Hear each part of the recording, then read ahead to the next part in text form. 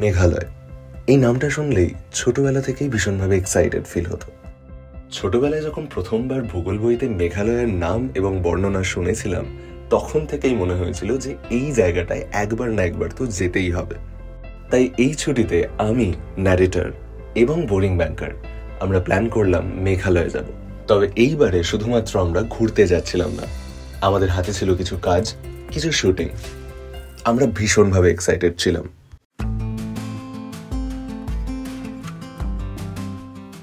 Dumdum airport থেকে 1 টাকা দিয়ে ব্রেকফাস্ট করার পর আমরা পাড়ি দিয়েছিলাম রাজ্য মেঘালয়ের উদ্দেশ্যে। আমরা একসাথে অপেক্ষা করছিলাম কখন মেঘেদের রাজ্যে পৌঁছবো। ছোটবেলায় শোনা বর্ণনা দিয়ে যেরকম চিত্র মাথায় এসেছিল, এক্স্যাক্টলি সেরকমই কি মেঘালয়, নাকি অনেকটাই আলাদা? ফ্লাইটটা গ্যালোপিং নাকি সব স্টপেজে তুলতে তুলতে যাবে ডাইরেক্ট না?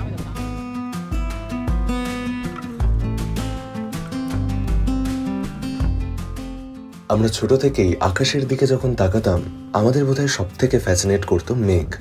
মনে হতো মেঘের দেশে যদি যেতে পারতাম। প্রায় 40-50 মিনিট ফ্লাইটে থাকার পর যখন মেঘের আস্তরণ সরিয়ে আমরা ছোট্ট শহরটাকে দেখতে পাচ্ছিলাম, আমাদের মন সত্যিই ভরে উঠছিল। তো আজকে তোমাদের সাথে শেয়ার করব প্রথম শিলংয়ে নেমে আমাদের অভিজ্ঞতা। পুরো মেঘালয়টা একসাথে ঘোরা যাক।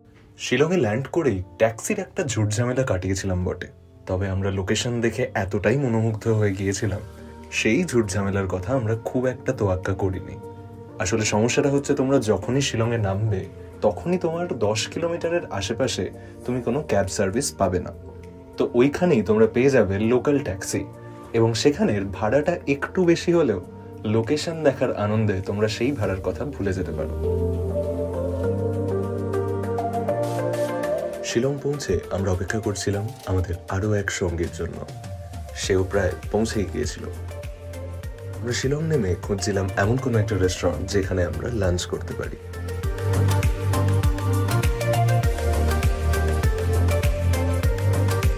লাঞ্চটা আমাদের মনের মতো না হলেও আমরা অপেক্ষা করছিলাম কখন রাজ্যটা এবং রাজ্যের অসাধারণ কিছু জায়গা আমাদের মন ছুঁয়ে নেবে। এরপর আমরা খোঁজ করে নিলাম আমাদের থাকার জায়গা শিলংয়ে। মেঘালয়ের আনন্দে আমাদের মধ্যে ফ্লেয়ার বা ফায়ার কোনোটারই অভাব ছিল না। তাই জন্যে ফ্লেয়ার নামের হোটেল দেখতেই আমরা সোজা ঢুকে পড়লাম এর মধ্যে, এবং রুমগুলোও যথারীতি পছন্দ হয়ে যাওয়ায় আমরা ভাবলাম আজকের দিনটা এখানেই থাকবো। থাকার জায়গা পেয়ে যাওয়ার পর রুম ট্যুরের কয়েকটা শট নিয়ে আমরা প্ল্যান করলাম লাঞ্চ করব এখানে আবারও, কারণ আগের লাঞ্চটা আমাদের একেবারেই পছন্দ হয়নি।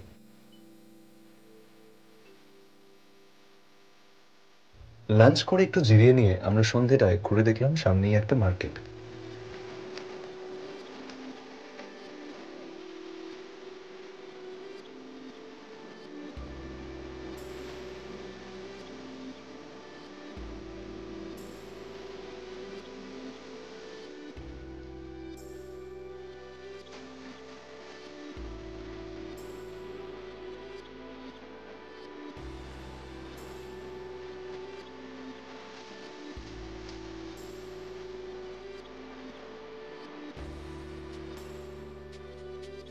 যে প্রাঞ্জল ঢালু দেখলেই যেখানে কি নেমে পড়ছে, আরে ঢালু উঠতেও তো হবে।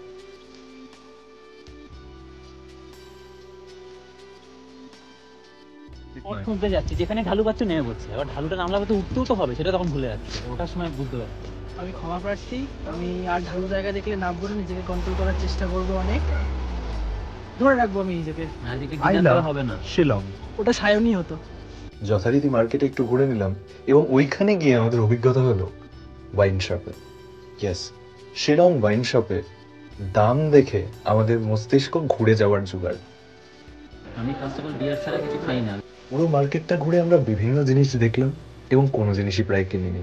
আমরা অপেক্ষা করছিলাম কখন আমরা পরের দিন ডাউকিতে যাব, এশিয়ার ক্লিনেস্ট রিভার।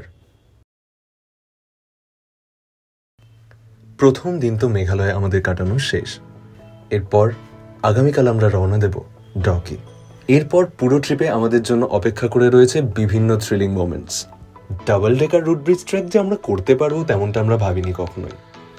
আমাদের মতো বাঙালি যারা পুজোর রাত ছাড়া খুব একটা হাঁটাহাঁটি করি না, তাদের জন্য 3.5 ঘন্টা ট্রেক করে নামা এবং আবারও 3.5 ঘন্টা ট্রেক করে বাকিটা ফিরে আসা ভীষণই চ্যালেঞ্জিং ছিল। পরবর্তী বাকি ব্লগগুলো দেখার জন্য সাবস্ক্রাইব করে রাখুন বোরিং ব্যাংকার।